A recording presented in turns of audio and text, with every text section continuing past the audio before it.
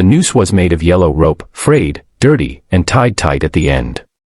It swung gently from the locker handle like some twisted ornament of hate. The words, "Go back to where you came from," were scrawled above it in black marker. As Amara stood frozen in front of her locker, the morning hallway buzz fell into silence around her. A few students paused, stared, then quickly turned away. No one said a word. Amara's heart pounded, her fists clenched by her sides. Her chest ached, not just from the horror of the message, but from the familiar sting of being reminded that no matter how hard she tried to belong, there would always be people who saw her as less. She was 15. She loved science, sketching, and Beyoncé. She smiled often. She rarely fought back. But this crossed a line that shattered her silence. What the school didn't know, what those bullies could never have imagined, was that Amara's father was Commander Terrence Miles, a decorated Navy SEAL who had served in some of the world's most dangerous places. He had fought terrorists, survived ambushes, and rescued hostages. But nothing enraged him more than watching someone try to crush his daughter's spirit. Just weeks earlier, Amara and her family had moved from Atlanta to a small suburban town in upstate New York. Her father had recently returned from deployment and wanted a quieter life for his family. He chose the town for its safety, its good schools, and the hope that Amara would have a better chance at peace. Instead, she was met with whispers, stares, and now, this. Amara didn't tell anyone at first. Not her teachers. Not the principal. Not even her dad. She walked into her first period class with her head down and her hands shaking. But something in her had changed. The pain didn't leave. It burned hotter. And when she got home, her silence didn't last. Her father found her sitting at the kitchen table, eyes glassy, her school bag untouched. "What happened?" he asked gently. She hesitated, then pulled out her phone and showed him the photo of the noose. Terrence Miles didn't raise his voice. He didn't need to.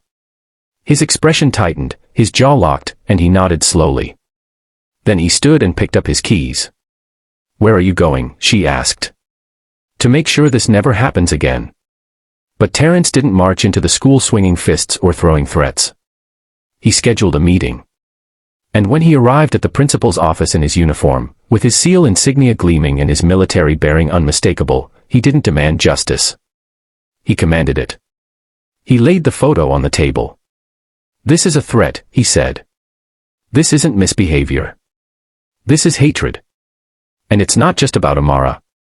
It's about every kid who walks through this school's doors thinking they don't belong." The principal stammered, caught off guard by the directness. We'll investigate." "No," Terrence cut in. "You'll act." Over the next week, the school conducted interviews. Other students came forward. Whispers became names.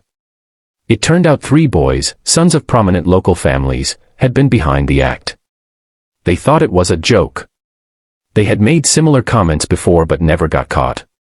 Until now. They were suspended immediately, but Terrence wasn't finished. He arranged a town hall with the school board and community leaders. When he stood at the podium, he didn't speak with rage, he spoke with resolve. "I served this country to protect freedom and dignity," he said.